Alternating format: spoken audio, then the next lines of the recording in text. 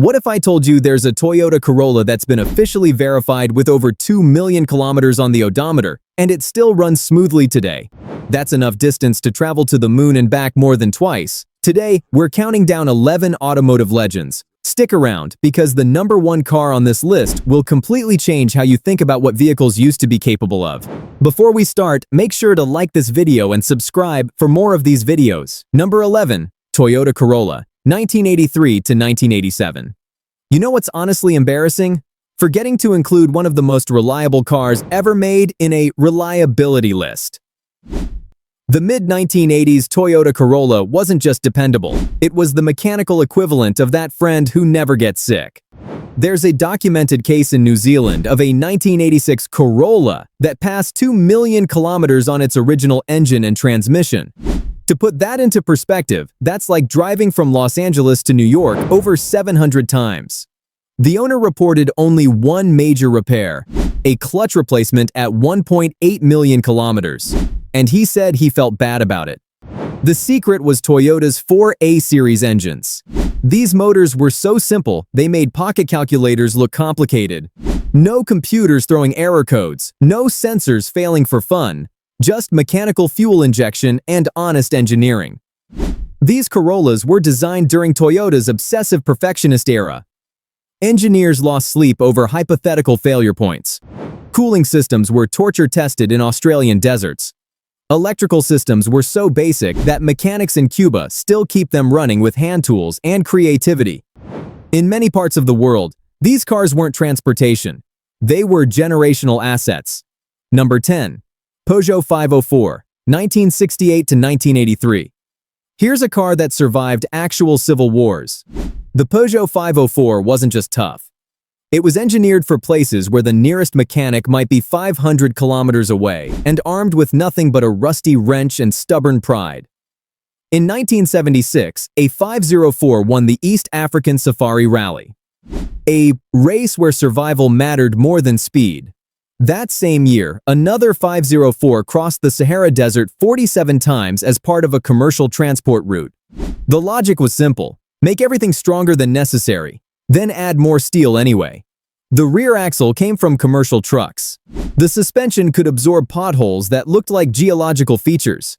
The diesel engines were so agricultural they could run on questionable fuel, and often did. While German brands engineered cars for perfect roads, Peugeot engineered the 504 for chaos. Even today, you'll still find them running taxi routes in West Africa with 800,000 plus kilometers on original drivetrains. Number 9. Lexus LS 400, 1990 to 1994. Toyota spent 6 years and over $1 billion developing the LS 400 for one purpose: to humiliate Mercedes and BMW. They bought every luxury sedan on the market, tore them down bolt by bolt, and identified over 1,400 improvements. The result was a car that made German luxury look fragile.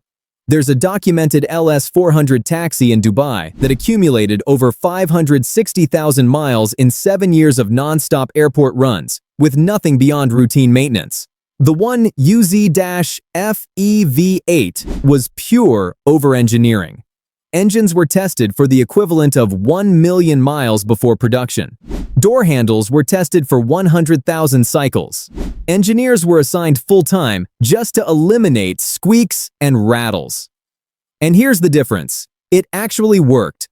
While S-Class owners memorized service department phone numbers, LS 400 owners forgot maintenance existed. Number 8.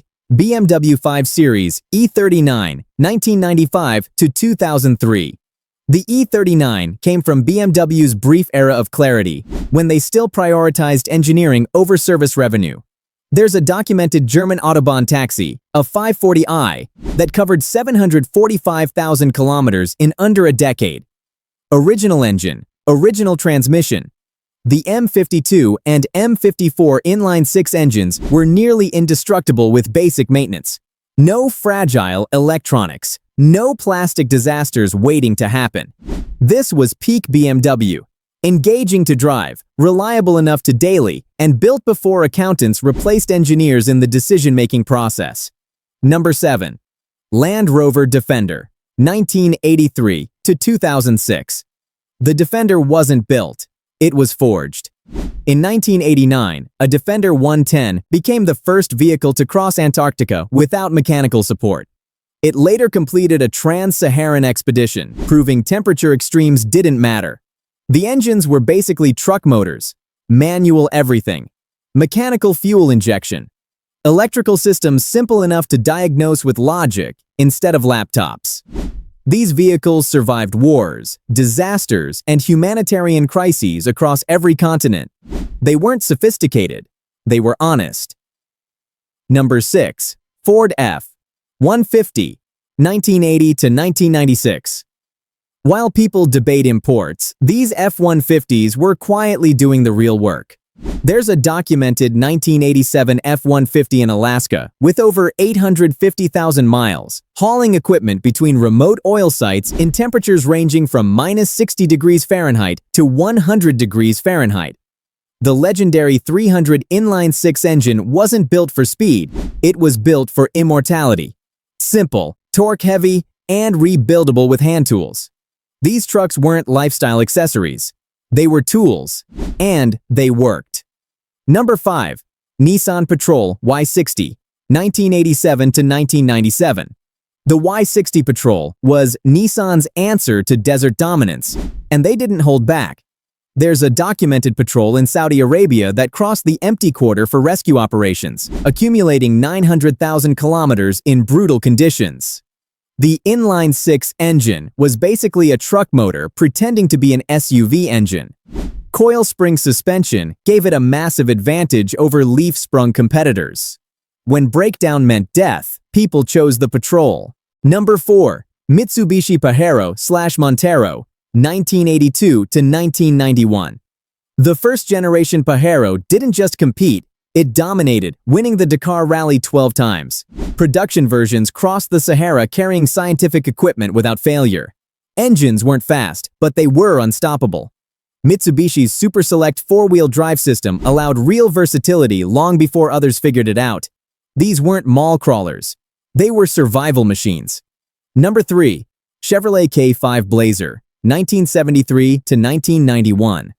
The K5 Blazer asked one question: what if we built a convertible SUV that could survive anything? A documented 1979 K5 served as a mountain rescue vehicle for 15 years, accumulating 540,000 miles in extreme conditions.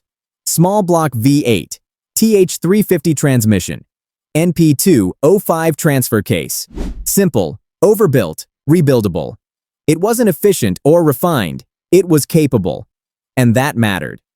Number 2. Datsun-Nissan 720 Pickup, 1979 to 1986.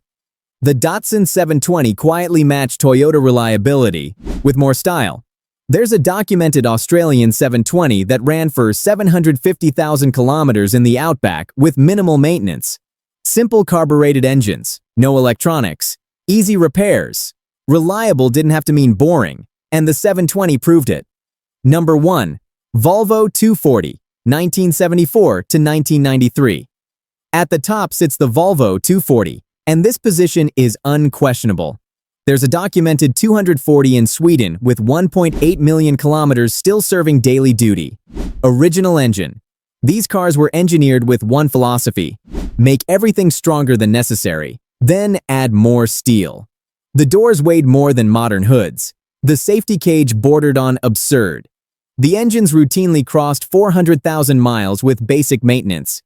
People didn't buy Volvo 240s because they loved cars. They bought them because they wanted something that would outlast them. These 11 mechanical legends prove that somewhere along the way, we stopped building permanent machines and started building disposable products. Minimal electronics. Maximum over-engineering. Built by people who took warranty claims personally. They really don't make them like this anymore. Which one did you or your family own? Drop your high-mileage stories in the comments. Some of you definitely have crazier examples. And now you know exactly what we lost.